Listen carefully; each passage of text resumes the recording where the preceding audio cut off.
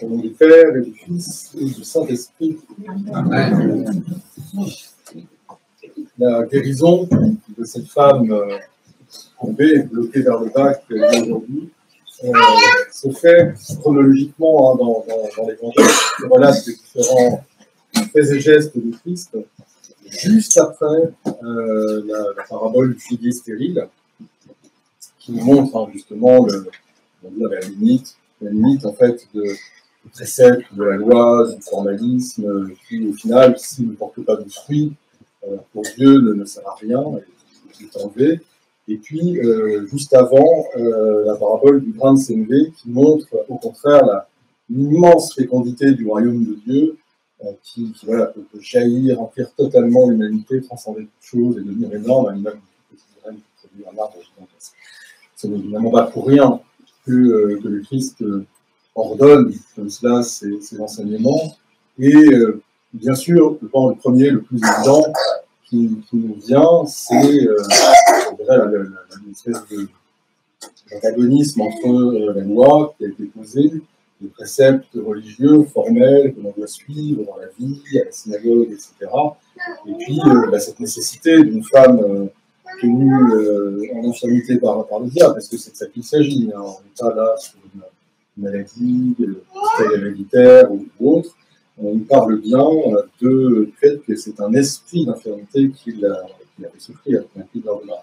D'où d'ailleurs les exhortations de l'apôtre Paul sur les armes à revêtir pour le chrétien, baptisé, pour affronter les puissances mauvaises, en fait, les anges déchus. Et c'est de ça qu'il s'agit, c'est pas juste les difficultés de la vie, la maladie, ces choses-là. Non, non. On affronte des puissances célestes, mauvaises, et donc on va s'armer de tout ce que l'Esprit Saint de Dieu et son Verbe nous donne. Donc là, on est dans ce cadre-là, bien entendu, on peut être choqué, peut-être qu'on trouve à redire, à qu'elle soit guérie, etc. Donc, on voit surtout une chose quand même très marquante. Ça nous révèle que le Christ est le maître du sabbat. C'est ça, on peut dire le maître de la loi, le maître de toutes ces règles-là, pour une raison bien simple. Il est le Verbe créateur de toutes choses. Donc en fait, ces préceptes qu'il a donnés pour le bien de l'homme, pour le bien de l'homme, pour le structurer dans son chemin vers lui, Dieu, et bien évidemment, lui, il les respecte parce qu'il a posé cela, mais ces règles, c'est lui-même qui les a posées, donc il s'en a affranchi s'il le veut, et notamment il s'en a affranchi pour le bien de l'homme, pour une des raisons pourquoi, parce que tout ce qu'il a établi est pour le bien de l'homme. Ça, c'est important aussi parce qu'on est souvent confronté maintenant dans notre époque à la question de l'extrémisme, de la radicalité de ces choses-là. On voit que ce n'est pas nouveau. En réalité, qui est de s'approprier les règles, les principes, d'en faire une sorte d'absolu et de les appliquer jusqu'au point où ça ne fait plus du bien. Et en fait, non, c'est aussi le message, c'est-à-dire que le Christ nous révèle avec ce non-respect, entre guillemets, du principe du repos, du jour du sabbat, il nous montre que tout ce qui est établi par Dieu pour l'homme l'est pour son bien. En aucun cas, ça peut être quelque chose qui va lui nuire, l'empêcher d'être sauvé, l'empêcher d'être guéri. C'est pas possible. Dieu est là pour le salut de l'homme. Dieu a tout établi pour le salut de l'homme, et non pas pour la contrainte de l'homme, pour le punir, pour le bloquer. Donc voilà, ça c'est un premier pas. C'est aussi une chose quand même tout à fait extraordinaire. Le Christ vient à la synagogue entendre la loi et les prophètes et enseigner. Et ce qu'il faut quand même reconnaître, c'est que les prophètes que l'on entend, la loi qui est posée, tout cela a été donné par le Verbe et l'Esprit du Père. C'est-à-dire que ceux dont il est question dans la synagogue, ceux qui s'y attendent, c'est lui-même. C'est de lui-même qu'on parle. Mais il joue le jeu. Il joue le jeu, il rentre, il se soumet. Mais voilà, ce qu'il faut prendre conscience, c'est que non seulement il est le maître du sabbat, mais il est le maître de toutes choses. C'est-à-dire que c'est de lui qu'on parle. C'est de lui que les prophètes parlent. C'est de lui que la loi parle. Et c'est de son propre enseignement qui respire la synagogue. Et donc, c'est pour ça qu'il vient démontrer tout cela en disant, voilà, cette fois, regardez, je suis incarné, et toute chose est possible par ma venue. Votre salut est possible par ma venue. Donc ça, c'est quand même voilà, quelque chose d'assez considérable qui est posé pour notre gouverne.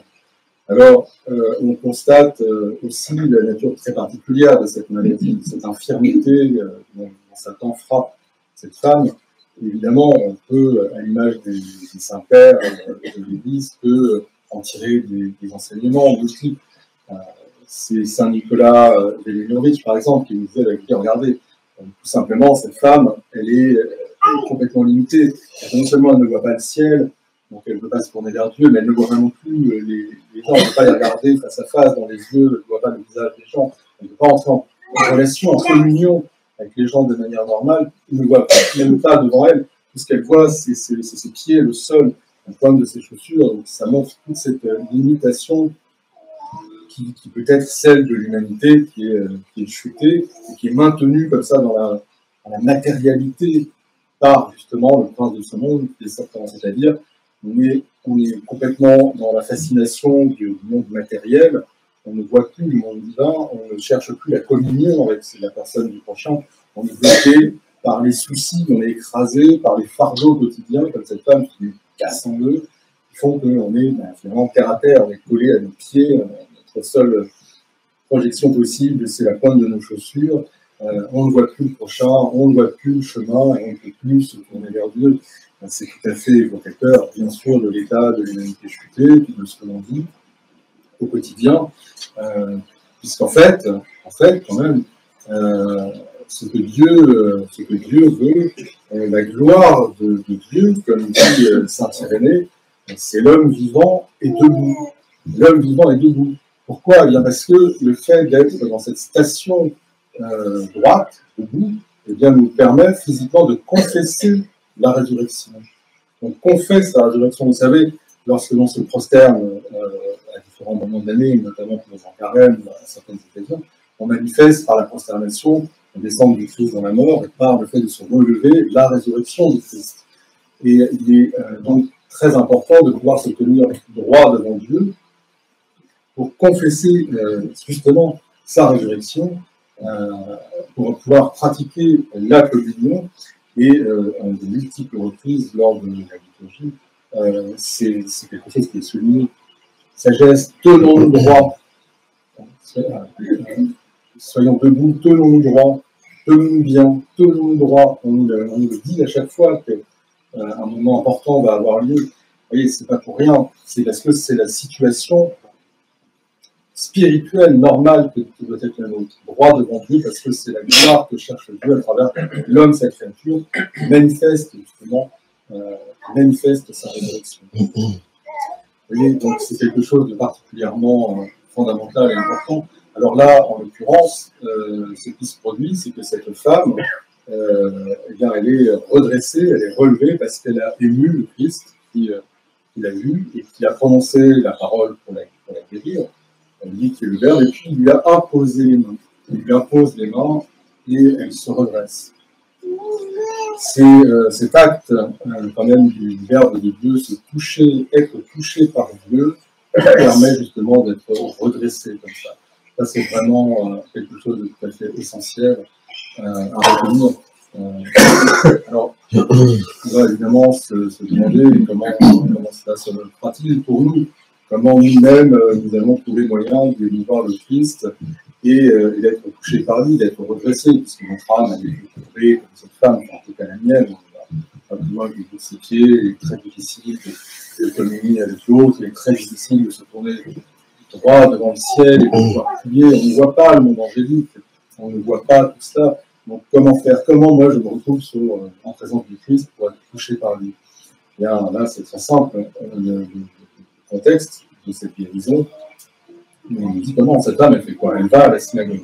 C'est-à-dire que malgré son état physique épouvantable et désastreux, on imagine, on en voit moins maintenant des gens qui ont ce type d'infirmité, mais il arrive à en croiser même, c'est on imagine la souffrance de ces gens, qui manquent de droit, comme ça.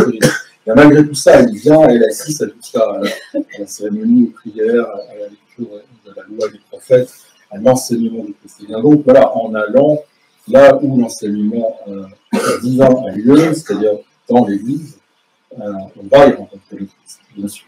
On va entendre sa parole qui peut nous guérir, et on va sans doute pouvoir être touché par lui. Comment on va être touché par le Christ ici? Eh bien, tout simplement, à travers les divins sacrements, à travers les divins mystères. Voilà, ça s'explique, ça revient justement au mystère qui est central dans notre temps d'avant et qui est remis ici, bien ensemble, par le Christ et tout cela, les maîtres du sabbat, les maîtres de synagogue, les maîtres de tout, et pourquoi? Parce qu'il est Dieu, et Dieu qui est devenu homme. Plus aucune limite n'existe entre Dieu et l'homme. Et à partir du moment où cela est dit, eh bien, le Christ peut interagir en nous à tout moment.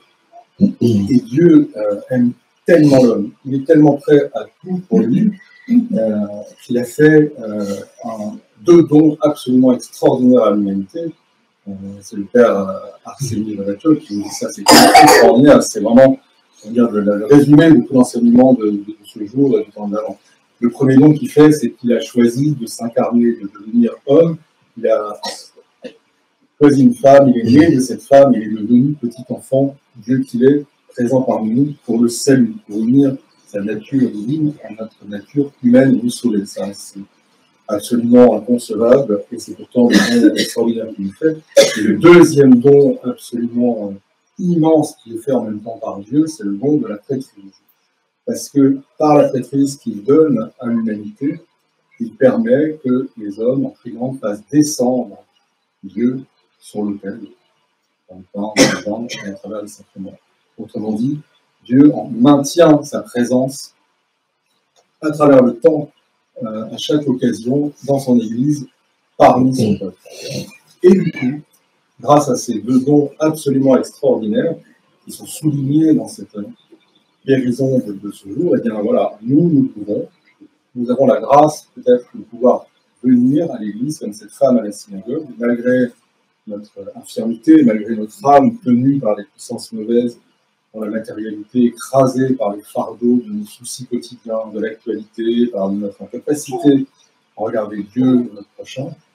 Nous venons, nous entendons la parole de Christ qui nous délivre, qui nous dit, voilà, femme, âme humaine, redresse-toi, tu es déliée, et nous pouvons être touchés physiquement par le Christ. Il peut imposer les mains sur nous à travers son corps et son sang que nous touchons, à travers n'importe où il est présent, n'importe quel sacrement, on se retrouve sous l'étole. L'étole, c'est le toucher du Christ. C'est ça qui se manifeste, c'est le toucher du Christ, c'est la communication de l'Esprit Saint à travers la vénération de l'icône, à travers le fait que l'on embrasse l'évangile, à travers tout cela, nous sommes touchés par le Christ. Et notre âme peut être bénie, et notre âme peut être sauvée, redressée à l'image de cette femme sauvée. À notre Dieu soit honneur et gloire pour les siècles des siècles.